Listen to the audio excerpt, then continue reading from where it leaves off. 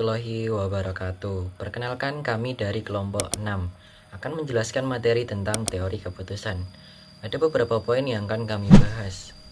Yang pertama adalah pengertian teori keputusan. Apa itu teori keputusan? Teori keputusan merupakan hal yang penting untuk menyelesaikan suatu masalah. Dengan keputusan yang tepat akan memberikan hasil yang baik bagi keputusan tersebut. Sebaliknya, jika keputusan yang kurang tepat dapat menghasilkan masalah-masalah lain yang dapat mempersulit keadaan. Oleh karena itu, teori keputusan juga merupakan suatu analisis yang berkenaan dengan pengambilan keputusan melalui bermacam-macam model. Selanjutnya adalah situasi yang mungkin terjadi pada saat keputusan harus diambil. Ada 4 situasi. Yang pertama adalah situasi kepastian atau certainty. Situasi ada kepastian adalah situasi yang terjadi pada saat semua informasi yang diperlukan untuk menentukan keputusan diketahui secara sempurna dan tidak berubah. Yang kedua adalah situasi risiko. Situasi risiko atau risk adalah situasi yang terjadi saat informasi yang sempurna tidak ada, tetapi seluruh peristiwa yang terjadi dan peluang terjadinya diketahui. Yang ketiga adalah situasi tidak ada kepastian atau uncertainty. Situasi tidak ada kepastian adalah situasi yang terjadi saat semua peristiwa yang mungkin terjadi tidak diketahui terjadi peluangnya. Yang keempat atau yang terakhir adalah situasi konflik atau konflik. Adalah situasi yang terjadi jika 2 atau lebih pengambil keputusan terjadi konflik. Selanjutnya, hubungan elemen-elemen dalam keputusan. Yang pertama, peristiwa. Ketidakpastian berkenaan dengan kondisi mendatang. Pengambilan keputusan tidak mempunyai kendali terhadap kondisi mendatang. Yang kedua, tindakan. 2 atau lebih alternatif dihadapi pengambilan keputusan. Pengambilan keputusan harus mengevaluasi alternatif. Memilih alternatif dengan kriteria tertentu.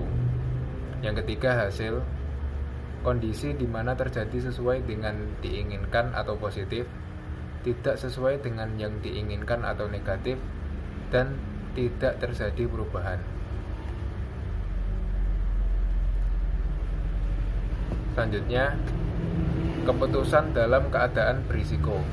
Yang pertama, menggambarkan dan menganalisis masalah dan kesempatan. Yang kedua, mengidentifikasi dan menganalisis macam tindakan alternatif, mengestimasi pengaruhnya dalam masalah dan kesempatan. Yang ketiga, memilih tindakan yang lebih disukai. Yang keempat, mengimplikasikan tindakan yang disukai. Yang kelima, mengevaluasi hasil dan kelanjutan. Saya akan menjelaskan tentang expected value atau EV. Rumusnya yaitu EV sama dengan payoff dikali probabilitas suatu peristiwa. Nilai yang diharapkan expected value atau nilai EV yang tinggi merupakan keputusan yang terbaik. Contoh EV adalah sebagai tabel berikut. Berdasarkan nilai EV, maka keputusan yang terbaik adalah membeli saham Akses, yaitu yang memiliki nilai EV yang tertinggi. Kemudian selanjutnya, poin B, expect opportunity loss atau EOL. Memperhatikan kehilangan kesempatan terbaik atau expected opportunity loss. Nilai dengan EOL terendah adalah keputusan yang terbaik. Metode lain dalam mengambil keputusan selain EOL mempunyai prinsip meminimumkan kerugian karena pemilihan bukan keputusan terbaik. Hasil yang terbaik dari setiap kejadian diberikan nilai 0, sedangkan untuk hasil yang lain adalah selisih antara nilai terbaik dengan nilai hasil pada peristiwa tersebut. Rumusnya yaitu EOL sama dengan opportunity loss dikali probabilitas suatu peristiwa. Contohnya yaitu seperti tabel berikut. Berdasarkan nilai EOL, maka keputusan yang terbaik adalah membeli saham Akses, yaitu memiliki nilai EOL terendah. Saya akan menjelaskan mengenai expected value of perfect information atau EVPI. Nah, di expected value of perfect information ini, setiap keputusan tidak harus setiap saat tetap. Namun, keputusan dapat berubah untuk mengambil sebuah kesempatan yang terbaik. Nah, Yang kedua, pada kasus harga saham pada kondisi baik, saham akses adalah pilihan yang terbaik. Namun pada kondisi buruk, maka saham BMRI akan jauh lebih baik. Ya, yang ketiga, apabila hanya membeli saham akses, maka EV sama dengan 836.290 dikali 0,5 ditambah dengan 56.290 dikali 0,5 sama dengan 446.290. Nah, yang keempat, apabila keputusan dapat berubah dengan adanya informasi yang sempurna dengan membeli saham MLBI dan BATF EVIF dapat diketahui 836.290 dikalikan dengan 0,5 ditambah dengan 111.120 dikali 0,5 sama dengan 473.705. Nah, yang kelima, pengertian yang kelima yaitu nilai EVIF ini lebih tinggi dari EV dengan selisih yang diketahui 473.705 dikurangi dengan 446.290 sama dengan 27.415. Nah, nilai ini mencerminkan harga dari sebuah informasi. Nilai informasi ini menunjukkan bahwa informasi yang tepat itu lebih berharga dan menjadi peluang pekerjaan seperti pialang, analisis pasar modal. Nah, selanjutnya mengenai keputusan dalam ketidakpastian. Di kondisi ini, ketidakpastian dapat dicirikan dengan informasi yang tidak sempurna dan tidak ada probabilitas suatu peristiwa. Nah, kriteria pengambilan keputusan di dalam ketidakpastian ini yang pertama yaitu kriteria Laplace. Kriteria Laplace ini adalah kejadian yang sama dan hasil perkalian antara hasil dan probabilitas yang tertinggi adalah keputusan terbaik. Dapat dilihat seperti contoh ya, seperti ini. Nah, EVAALI ini yaitu dapat diketahui 1/3 dikali 338.800 ditambah dengan 1/3 dikali 265.815 ditambah 75.426, hasilnya adalah 226.480. Yang kedua diketahui EV akses sama dengan 1/3 dikali 836.290 ditambah dengan 1/3 dikali 208.871 ditambah 1/3 dikali 56.290, hasilnya adalah 367.151.000.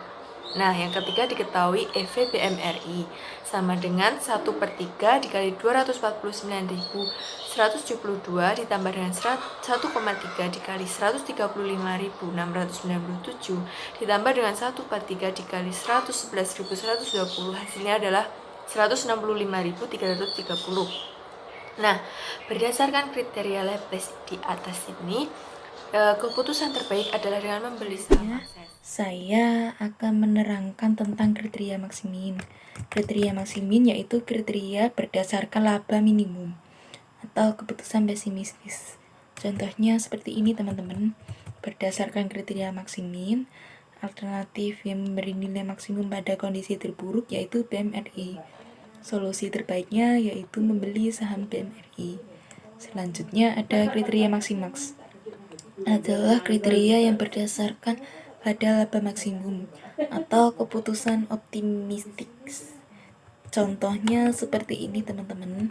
Kesimpulannya, menurut kriteria maksimas, alternatif yang memberi nilai maksimum pada kondisi terbaik adalah ACES.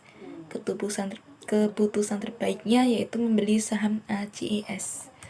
Dan selanjutnya ada kriteria Hurwitz, yaitu keputusan yang didasarkan pada perkalian hasil dan koefisien optimis.